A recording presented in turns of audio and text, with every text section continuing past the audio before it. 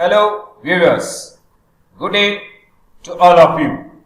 Today, this is Dr. BK for you with another topic on the upper limb, that is the muscles of the back. So, in this we are going to discuss about the muscles of the back. Mainly they are present in 3 layers, or we can tell even they are present in 4 layers. The superficial layer, and then you have the deeper layers, and finally what you have is the muscles which are closely related to your spine, that is your vertebral column. Then followed by that, we are also going to discuss about the muscles which are originating or getting inserted into the scapula. Okay. Now, a short recap of the scapula bone. So, a quick revision we will have about the scapula. So, here scapula is actually a flat bone. This is the ventral or the costal surface of the scapula, which consists of the subscapular fossa. This is actually the glenoid process. The lateral view of the glenoid process you are able to see here. The glenoid cavity, which is going to articulate with the head of the humerus. Then you see 3 borders: superior border, medial border, and lateral border of the scapula. You also have 3 angles: medial angle, inferior angle, and the lateral angle. Along the superior border, you see a notch. This is actually called as the suprascapular notch. That notch will be bridged by a ligament, suprascapular ligament. So thereby the notch will be converted into a foramen. Through the foramen, the suprascapular nerve passes, and above the ligament, the suprascapular vessels pass. So subscapularis muscle is attached to the costal surface, and on the anterior aspect near to the medial border, you have the insertion of the serratus anterior muscle. Then you are able to see one process. This is actually called as the coracoid process. The coracoid process gives insertion to pectoralis minor, origin to short head of biceps and coracobrachialis muscle. Apart from that, it also gives insertion to the coracoacromial ligament. Then the lateral view, above the glenoid fossa, you will be seeing supraglenoid tubercle, which gives origin to the long head of the biceps. Below the glenoid fossa, you have the infraglenoid tubercle, which gives origin to the long head of triceps. The margins of the glenoid fossa gives attachment to a fibrocartilaginous rim, which is actually called as the glenoid labrum. Now coming to the dorsal aspect, the dorsal aspect is best appreciated by the presence of the spine. The spine laterally expands as the acromion process. So this will be the root of the spine, superior border of the spine, continuing as the medial border of acromion, inferior border of spine, continuing as the lateral border of acromion. Above the spine, supraspinous fossa, origin for supraspinatus muscle. Below the spine, infraspinous fossa, origin for the infraspinatus muscle. Along the superior border and medial border of acromion, trapezius muscle. Along the inferior border and lateral border of acromion, origin of deltoid muscle.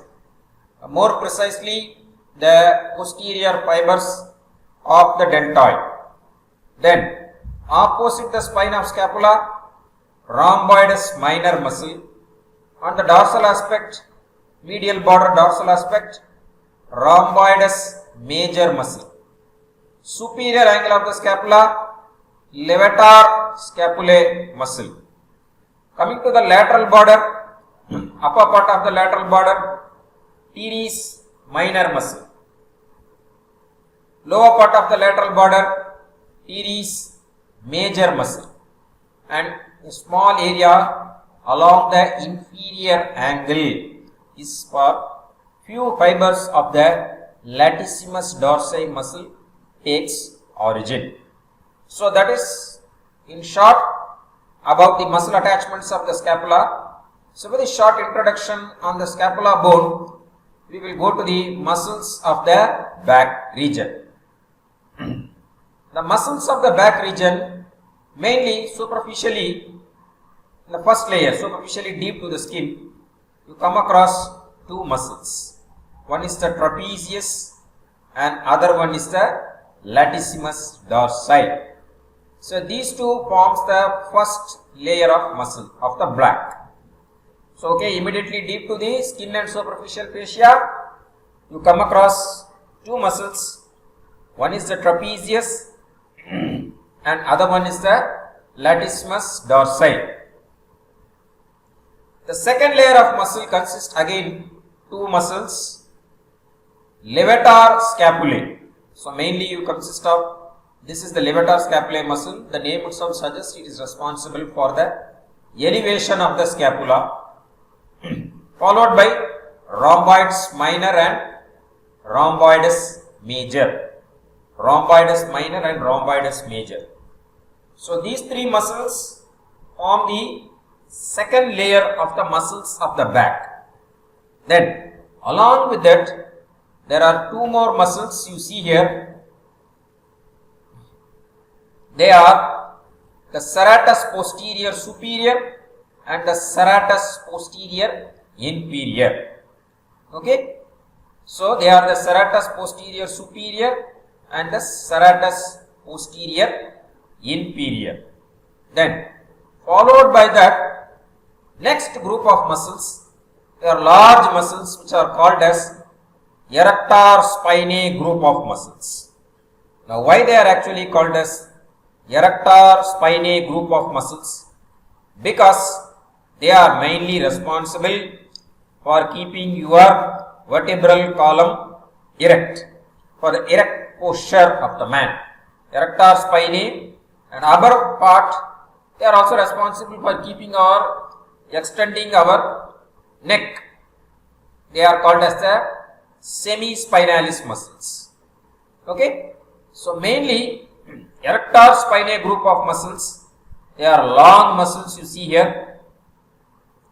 Longissimus thoracis. Okay. They are actually called as the longissimus thoracis muscles. Then spinalis thoracis, close intimately related to the thoracic spines. So when you have longissimus thoracis, above you have longissimus capitis and also you have longissimus cervicis muscle. Longissimus capitis and longissimus cervicis above. Below what you have is the longissimus thoracis muscle. Then you have iliocostalis muscle. Here, this is in the lumbar region, it is called as iliocostalis lumborum. Okay, so longissimus thoracis, longissimus capitis and cervicis, iliocostalis lumborum. So these all come under the erector spinae group of muscles. Then more deeper if you go, okay, so a magnified view for you. You are able to see the longissimus thoracis, longissimus thoracis spine, iliocostalis lumborum, longissimus capitis, more deeper plane, what you see is the semispinalis capitis, and still more deeper you go, these muscles are actually called as the suboccipital muscles. So we are not going to discuss in detail about all these suboccipital muscles. We will see that in the appropriate regions. Now, Next you go more inside, you have some short muscles, so more intimately related to the spine. So this is the posterior aspect of your spine. Your vertebral column only is actually referred to as the spine. But in anatomy, when you call spine, it refers only to the spine of the vertebra. But clinicians refer the whole vertebral column as the spine. So the body is not seen, you see only the transverse process, spinous process, superior and inferior articular process. So deepest layer, you come across certain short muscles, intertransverses, because they are extending between the transverse process. You are able to see that. Then you see the rotators and multifidus muscle. The rotators and the multifidus muscles. Okay, so they are all present in the deepest plane. When you go above the deepest plane, what you come across is the suboccipital muscles. Here you find multifidus, rotators, intertransverses, and extending between the spines is the interspinalis muscles. So now you have a brief knowledge of the muscles of the back. So first layer we have seen trapezius and latissimus dorsi.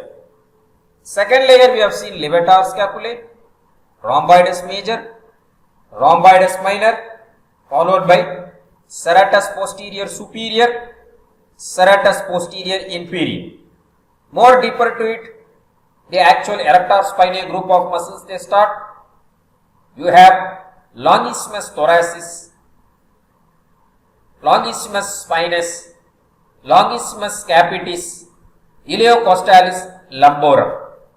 More deeper you go, you have the short muscles which are intimately related to the parts of your vertebra, multifidus, rotators, intertransverses and interspinalis. Now we will precisely concentrate on the muscles of the scapula and which is responsible for acting on the upper limb. So the first muscle is the trapezius muscle. So why it is called as trapezius muscle?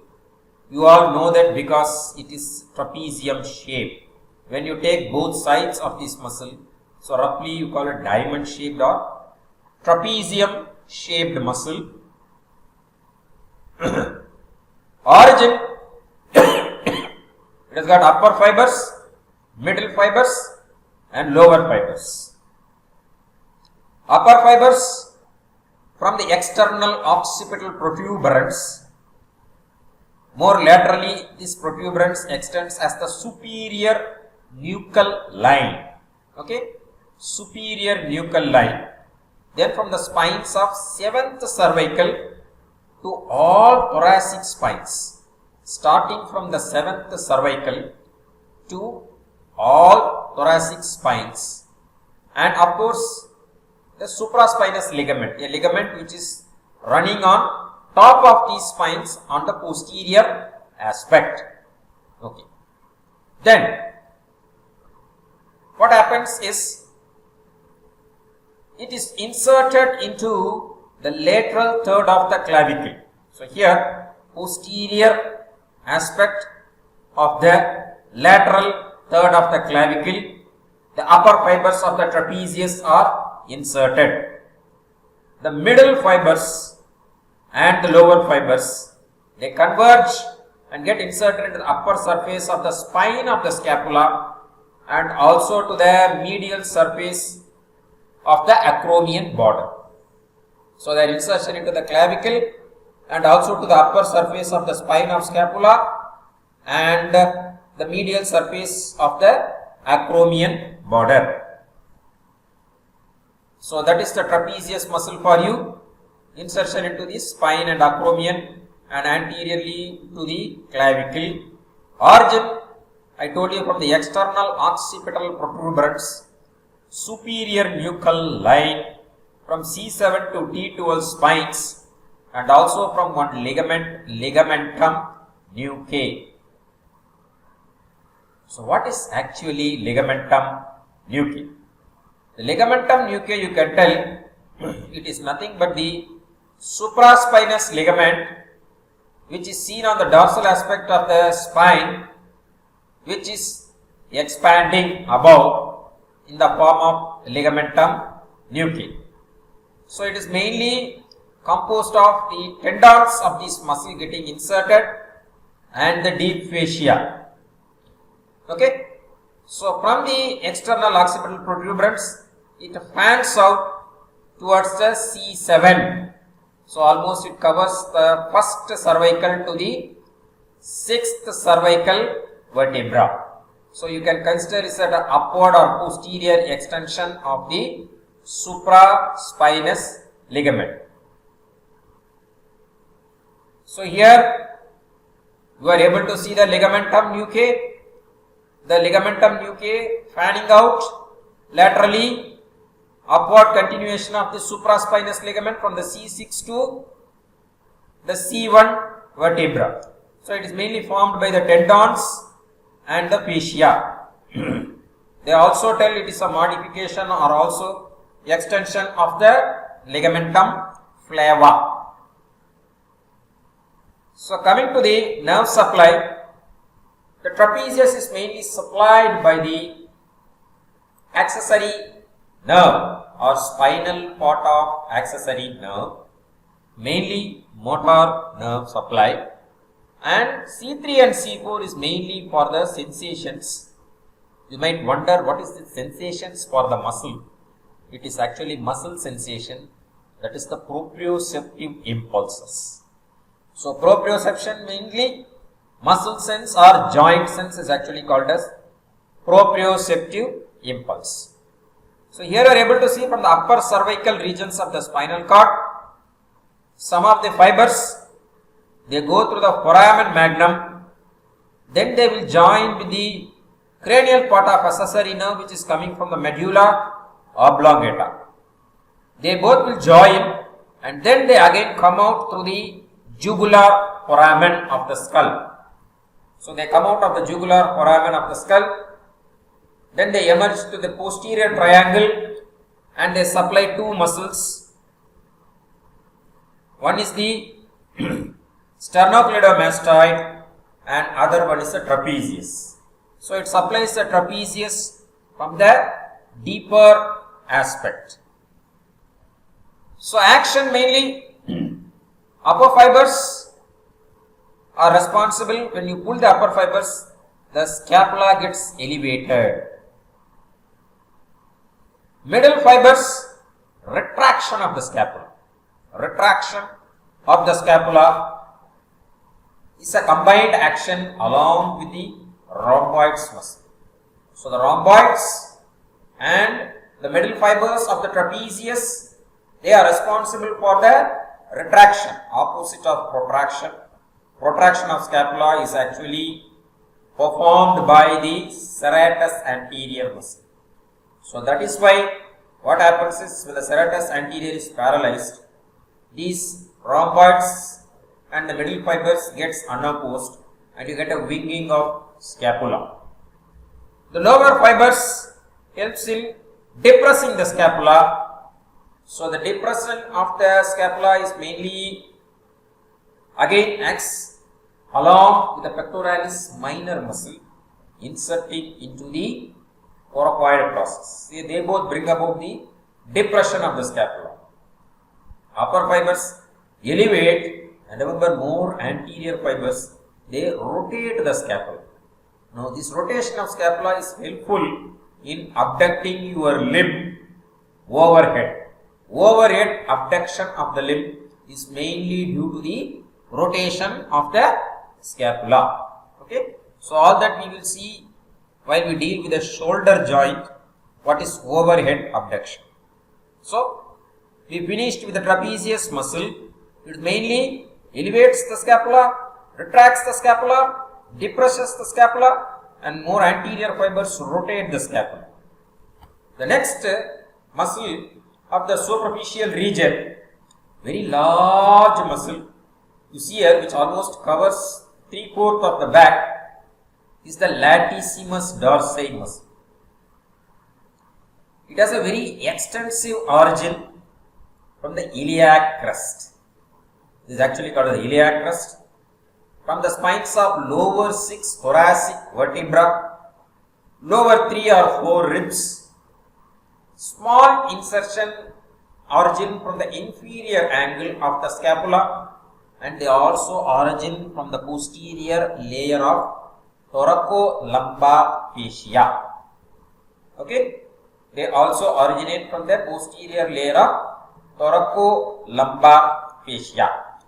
So now don't worry about what is thoracolumbar fascia. We will deal with the thoracolumbar fascia later. Okay. Now where do they get inserted? The fibers gets inserted into the floor of the bicipital groove or intertubercular sulcus. So here you are able to see getting inserted into the intertubercular sulcus between the two muscles. That is, along the lateral lip of intertubercular sulcus, you have the pectoralis major. Along the medial lip of intertubercular sulcus, you have the teres major. So the latissimus dorsi insertion is remembered as the lady between the two majors. Okay, fine. Nerve supply is by the thoracodorsal nerve.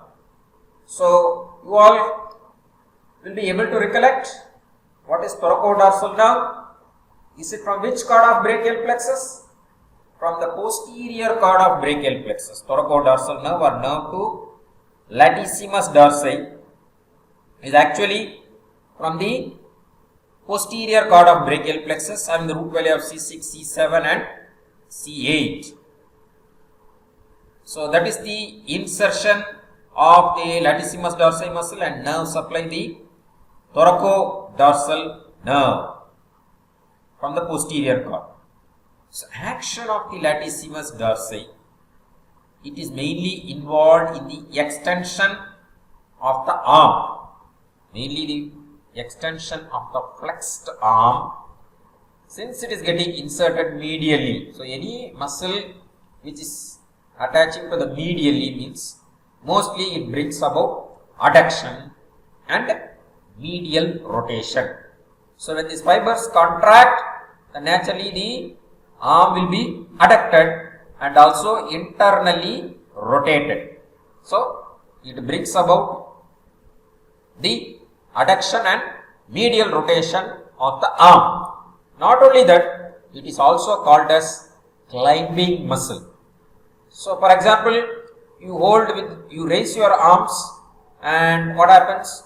You cling on to something, and when you want to just climb, what happens is you can see both your arms actually adducting and your trunk raising above. So trunk raising above is mainly due to the action of this muscle. Very large muscle. It is a muscle of the upper limb, that is why it is maintaining the insertion and also deriving its nerve supply from the brachial plexus. It would have been migrated during the course of evolution to the back. So remember, any muscle, when it migrates to any distant place, it takes along with it the nerve supply. The nerve supply is actually maintained. So based on the nerve supply itself, we can determine whether it is a part of which group of muscles. So next, we are passing to the next muscle, which is actually the supraspinatus muscle. So here you are able to see the supraspinatus muscle arising from the supraspinous fossa of the scapula, which can be seen in the dorsal aspect of the scapula and getting inserted into the greater tuberosity of the humerus. So humerus has lesser tubercle and greater tubercle. So lesser tubercle is more anterior, greater tubercle is more lateral and posterior. So it is getting inserted into the greater tubercle of the humerus. The main action of the supraspinatus muscle is abduction. So always remember, muscles attaching to the greater tubercle. Here you are able to see 3 muscles attached. They bring about abduction and lateral rotation. Abduction and lateral rotation. So mainly supraspinatus passes from here, supraspinous fossa, and gets inserted into the anterior part of the greater tubercle of humerus. Nerve supply by the suprascapular nerve. I told you the suprascapular ligament converting the suprascapular notch into a foramen, and the suprascapular nerve emerges through it and supplies the deep aspect of the muscle. So whenever you carry a very heavy objects, especially school children who carry very big weight on their shoulders, might compress the suprascapular nerve, and naturally abduction becomes painful. So mainly abduction of the arm, initiation of the abduction, that is the first 15 degrees. Starting of abduction is mainly brought about by the supraspinatus muscle, and below the tendon of supraspinatus you also have a bursa, subacromial bursa. Okay, so that what happens is the subacromial bursa is present actually above the supraspinatus, not below the supraspinatus. Okay, then so here you are able to see the first 15 degrees of abduction is actually brought about by the supraspinatus muscle. The next muscle what we are going to discuss today is the infraspinatus muscle. So origin from the infraspinous fossa, from the whole of the infraspinous fossa, then the fibers converge, pass laterally to get inserted again to the greater tubercle, the middle of the greater tubercle of the humerus, and of course the tendon blends with the capsule of the shoulder joint. Infraspinous, here the origin from the infraspinous fossa, getting inserted into the greater tubercle, posterior to the supraspinous. Supplied by suprascapular nerve.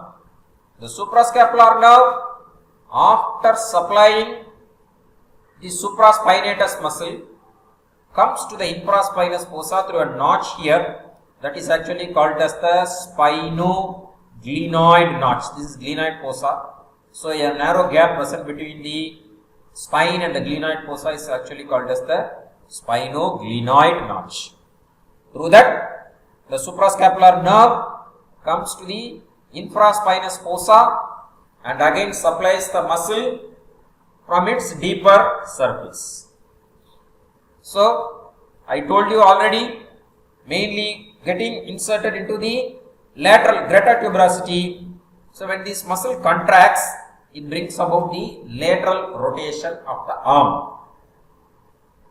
Opposite action of the latissimus dorsi, which brings about the medial rotation, because latissimus dorsi pass like this and gets inserted into the medial. Okay, so here it is getting inserted. When this muscle contracts, it brings about the lateral rotation of arm. So from the resting position, you go like this, it is actually the lateral rotation. More pronounced, can be demonstrated more effectively in a semi-flexed elbow. So that is why you can see the elbow is flexed. We will move on to the next muscle, the teres major muscle. So the teres major muscle origins from the lower part of the posterior aspect of the lateral border of scapula and getting inserted into the medial lip of intertubercular sulcus. So anything which is getting inserted to the medial aspect of the humerus, I told you it should perform mainly medial rotation or mostly adduction. Okay. So that is the teres major muscle for you. Posteriorly you are able to see that muscle. Anteriorly getting inserted into the medial lip of intertubercular sulcus. So action, as I told you, medially rotates and adducts the arm. So when this contracts, naturally there will be adduction and medial rotation. Nerve supply is by the lower subscapular nerve. So there are two subscapular nerves. One is the upper subscapular nerve and other one is the lower subscapular nerve. Both are branches from the posterior cord of brachial plexus. The next muscle is the teres minor muscle. So here you are able to see the teres minor muscle. So it arises from the upper two-third of the lateral border of the scapula, getting inserted again to the greater tuberosity or tubercle of the humerus, posterior aspect. So naturally, it should perform what action? It will perform lateral rotation. Okay. So here again, teres minor is supplied by axillary nerve, which is a branch of posterior cord of brachial plexus. Okay. So you can see teres minor, teres major, supraspinatus and infraspinatus, latissimus dorsi.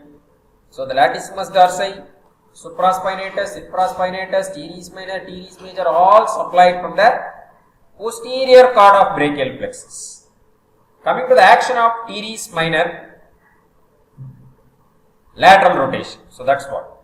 Okay, it brings about the lateral rotation of the arm. So here you are able to see the axillary nerve actually coming and giving a branch to the teres minor muscle. Okay. So that is about the teres minor muscle. Next, we will pass on to the next muscle, subscapularis. So the subscapularis muscle originates from the subscapular fossa, that is on the costal surface or the anterior surface of the scapula. It is going to get inserted into the lesser tuberosity of the humerus.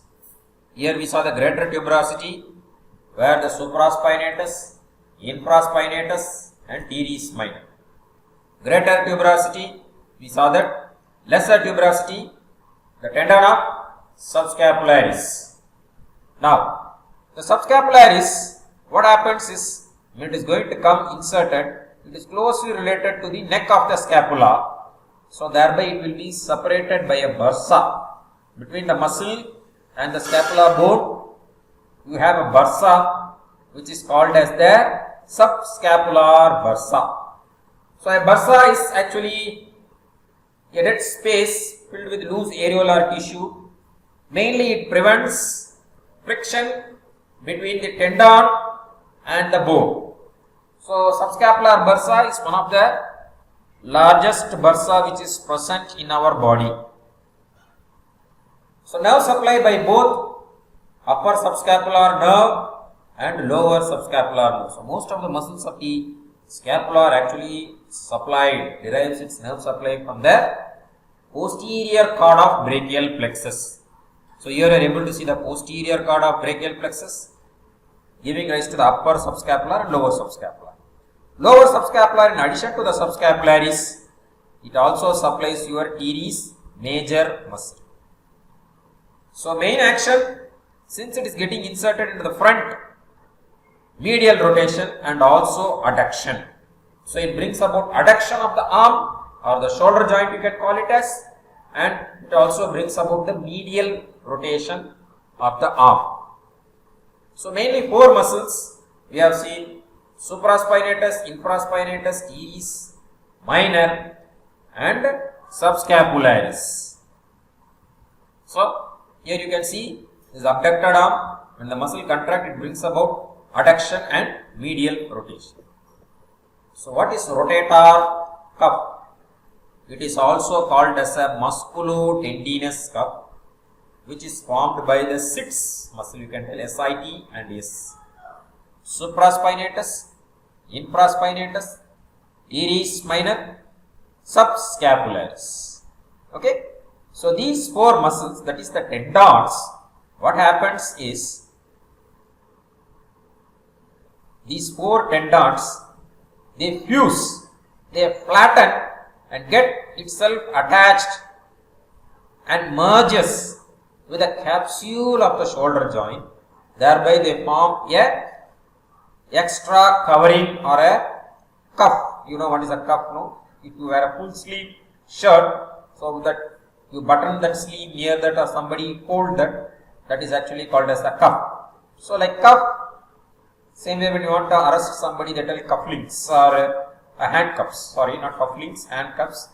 So like a cuff or a covering, it is called as a rotator cuff. So if you look at the cuff, it covers the shoulder joint in the front, above and behind, but not inferiorly. So naturally the shoulder joint is weak inferior. Okay. So there you are able to see the merging of these tendons, supraspinatus, infraspinatus, teres planae and subscapularis, all merging to form a musculotendinous cuff or rotator cuff, which provides support to the shoulder joint, because the joint is a very weak joint and it has a very great degree of mobility. Next, we are actually going to discuss about the two triangles. One is called as the auscultatory triangle. What is it called as? The auscultatory triangle. So here you are able to see that that is actually the auscultatory triangle. A space between the muscles. The boundaries of auscultatory triangle are latissimus dorsi, between the upper border of the latissimus dorsi, between the lateral border of trapezius and between the medial border of scapula. There is a small space where your physician puts his stethoscope over there and try to auscultate certain sounds, mainly your breath sounds. Okay, so your breath sounds can be auscultated here. That is why it is called as triangle of auscultation. Whether you get a rattling sound or something, or whether you are if there is infection or phlegm, so those sounds. Not only that, sometimes your gushing of fluids in the stomach can also be heard in this auscultatory triangle. Okay, so that is the auscultatory triangle for you, where the breath sounds can be heard. Next triangle, what you see here, which is actually shaded in the green color, is the lumbar triangle or Petit's triangle. It is actually called as lumbar triangle or Petit's triangle. Here, the boundaries are the latissimus dorsi, the lower border of the latissimus dorsi, the posterior border of external oblique abdominis muscle, and then by the iliac crest. Okay, latissimus dorsi, external oblique abdominis, and iliac crest. Between these three structures, you see an area which is actually called as the lumbar triangle or Petit's triangle. So a weak area in your wall where sometimes herniation might take place, or site where the pus may point in the anterolateral abdominal wall. It is not the anterior wall, but along the anterolateral aspect. So any weak areas in the abdomen, mainly they are prone for herniation, because the abdomen is under constant pressure, coils of the intestine, peristaltic movements, and the diaphragm is again pushing it downwards. So the contents tends to protrude, and due to various acts like coughing, sneezing, and very strained defecation in case of constipation, or sometimes in women who are multiparous women who give birth to many children, naturally what happens is laxity of muscle takes place. When there is a laxity of muscles, herniation tend to occur at these weak spots. One such spot what you see here is the lumbar triangle or the Petit's triangle. Okay, so next we will move on to the next muscle, the levator scapulae muscle. So here you are able to see the levator scapulae muscle, which actually originates from the transverse process of the first, second, third and fourth cervical vertebra. So transverse process of C1 to C4 vertebra. Okay. From there, it gets inserted into the medial border of the scapula, the superior angle of the scapula up to the root of the spine, up to the point of beginning of the spine of scapula. It is mainly supplied by the dorsal scapular nerve. Okay. So the dorsal scapular nerve not only supplies your rhomboides major, rhomboides minor, which you are able to see here, minor and major. It also supplies your the levator scapulae muscle. So dorsal scapular nerve again receives a branch from the root of the brachial plexus C5 and further contributed by C3 and C4. So mainly it raises the medial border of the scapula. So mainly it raises the medial border of the scapula. So that is the dorsal scapular nerve for you, giving branch to the levator scapulae. So when this aspect of the scapula is raised, then naturally this part, the lateral angle is depressed. Are you able to understand? So this lateral angle is depressed. The next muscle which you are going to see is the rhomboids, the rhomboides minor and the rhomboides major muscle. So here you are able to see the rhomboides minor above and the rhomboides major below. So these two muscles which are present on the second layer of the back, minor originates again from the ligamentum nuchae and spines of the 7th and 1st thoracic, C7 and T1, getting inserted into the medial border of the scapula opposite the root of spine of scapula. Okay, opposite the root of spine of scapula. Rhomboides major originates from the 2nd, 3rd, 4th and 5th thoracic spines. Okay, 2, 3, 4, 5 thoracic spines, getting inserted into the medial border, posterior aspect, from the spine to the inferior angle of the scapula. So that is the insertion of the rhomboides major muscle. Now supply dorsal scapular nerve, which is from the root of the brachial plexus. Action, we all know that they are retraction of the scapula. So they mainly, what do they do is, they retract the scapula. So along with the levator scapulae, what happens is, they also elevate the medial border of the scapula. So downward rotation of the scapula with respect to the glenohumeral rotation. When the medial border goes above like this, then naturally there is a downward rotation of the scapula with respect to the glenohumeral joint or the shoulder joint. Okay. So today we have seen about the origin and insertion of the scapular muscles.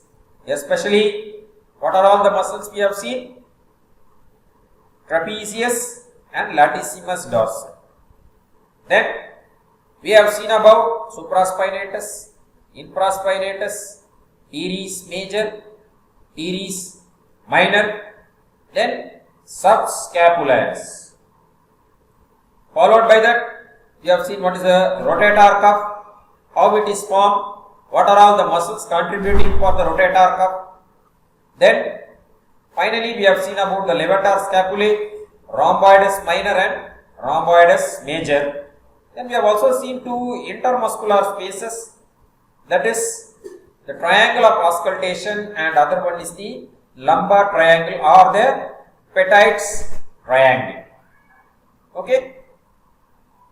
The next class we will be discussing about the shoulder region.